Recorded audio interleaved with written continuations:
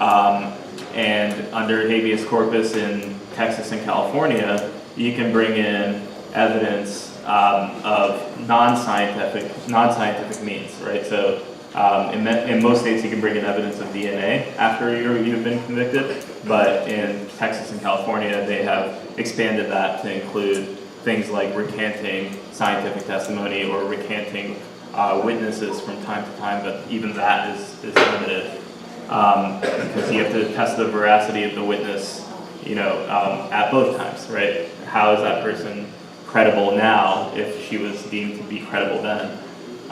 It's Wouldn't tough. you prefer to finish your presentation and then open it for questions? I'm happy to do either. Yeah, there's this. How do you determine which cases you're going to work on? It's very difficult.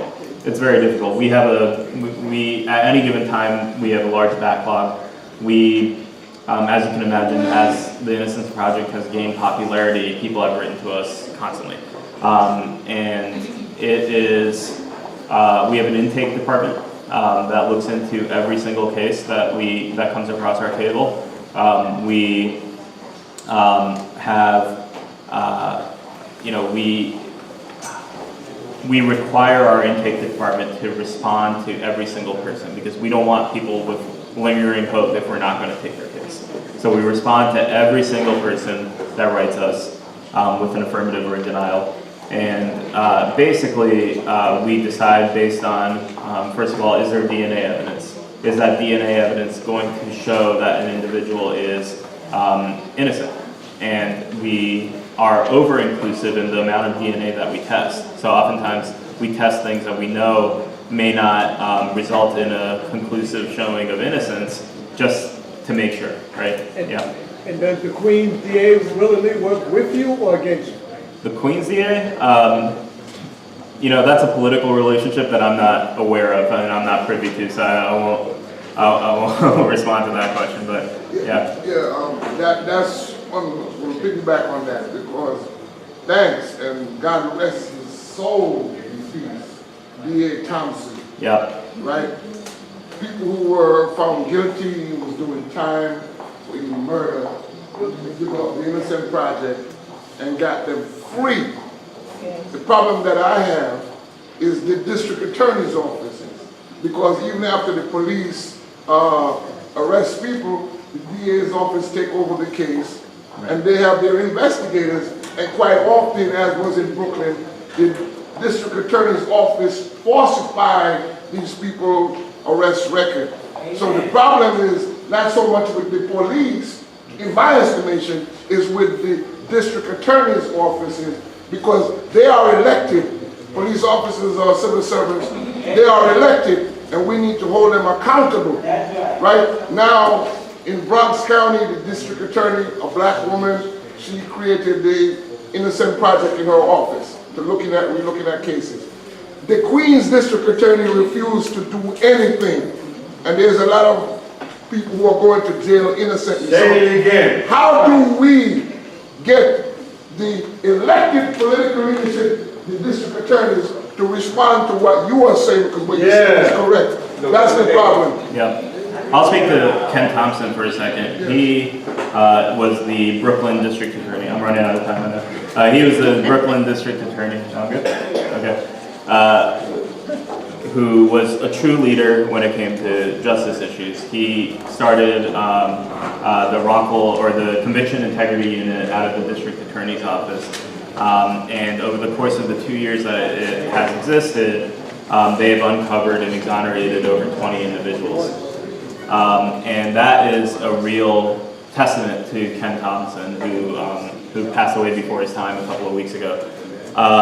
And he and the Innocence Project, or his Conviction Integrity Unit and the Innocence Project, collaborated on a number of cases. And there was an open line of communication between that unit and the Innocence Project, which was really remarkable. And people have hailed that Conviction Integrity Unit as something that works really well and should be replicated across the country. Now, there are conviction integrity units across the country that don't work so well. So I wouldn't necessarily advocate for that as a blanket reform, but it is a step, right? And it's something that shows at least a willingness to review past cases. As for your question about how we get the Queens DA to do the same thing or do something, similar, the idea, I think starting here, right? Grassroots movements calling for law enforcement or the DA's office to change their policies and embrace certain reforms that have been tested is the way to start. And faith-based leaders are really the most important voices, right? Because you have direct one-on-one contact with individuals in this community. You have firsthand knowledge, you have firsthand knowledge of the problems of the community. You know who's getting involved in the criminal justice system and who isn't. You are really the eyes and ears on the ground with the people. And it's important to amplify that voice, and using your ability to be a leader of the community and have contacts with lawmakers like Senator Sanders and others to put pressure on the Queens DA's office or any other legislative or executive entity to actually do the things that you need in this community. And it starts here. And whether that's through organizing rallies or protests or organizing marches or organizing petitions or having one-on-one meetings with decision makers, those are all things that are at your disposal to embrace. So lastly, I'll say this. Look, wrongful convictions are not just a legal issue, not just a social issue, they're a moral issue, right? Innocence is something that is a presumption in this country, right? And by our very nature, as existing in this country, we are presumed to be innocent, regardless of what the allegations are against us. As you might know, on Rikers Island, 85% of the people there are presumed to be innocent, right? They are just awaiting trial and can't afford bail or are there because of other circumstances, but 85% of them are innocent. And it's important that we take steps to make sure that lawmakers and decision makers know that there is a presumption of innocence in this country, that it hasn't gone away, and that when mistakes can happen. And if those mistakes happen, it's our duty as a society to correct them. There's a question in the back. Yeah? I have a question. My name is Delphine Marshall. I'm the president of the Lawyers Guild at the Alabama Group. I'd like to know what the racial composition of the attorneys that work for the Innocence Project. Good question. What blacks, how many Asians, how many facts? Good question. Let's see. In our New York office, which is the national organization, we only have a handful of attorneys altogether. We have 2 black attorneys.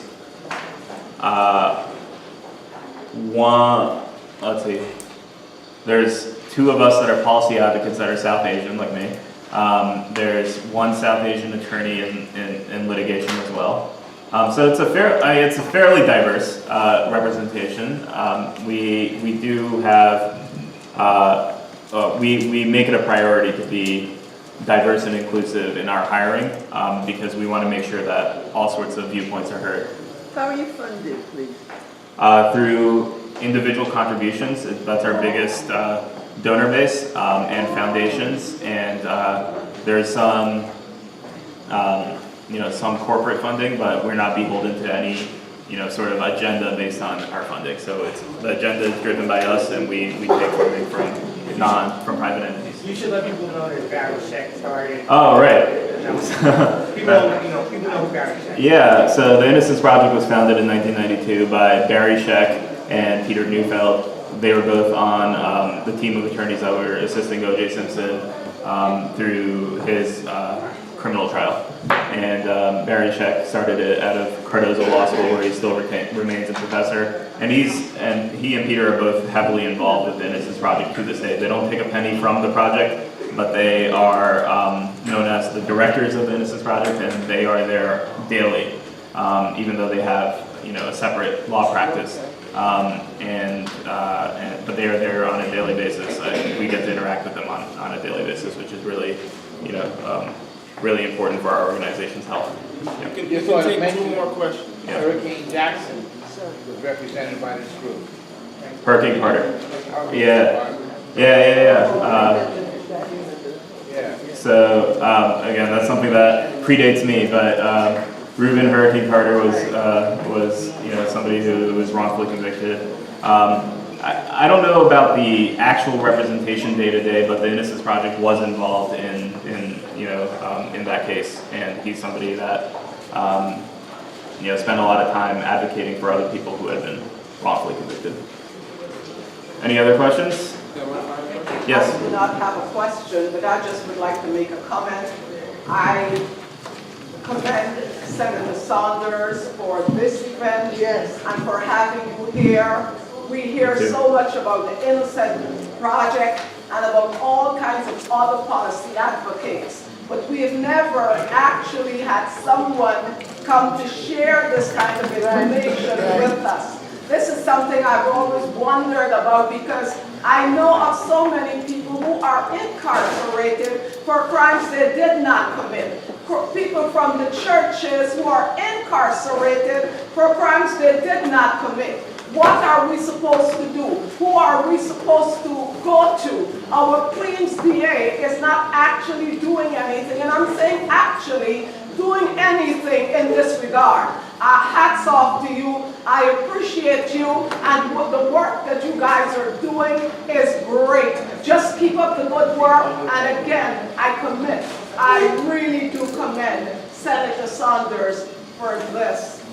Yeah, thank you so much, and I commend Senator Sanders as well. I'll lastly say this. I have a couple of sign-in sheets here. If anybody is interested in our work and wants to get involved, we will, like I mentioned earlier, there is legislation pending in Albany and has been for some time. We will need as much support as we can get, and there may be legislation on the city level too coming down the pike. So we will need as much support as we can get, and the faith-based, I've got them right here, I'll pass them out. The faith-based voice is some of the most important voices that we can galvanize to get things done. So thank you so much for your time. Thank you. I'll stick around for any questions.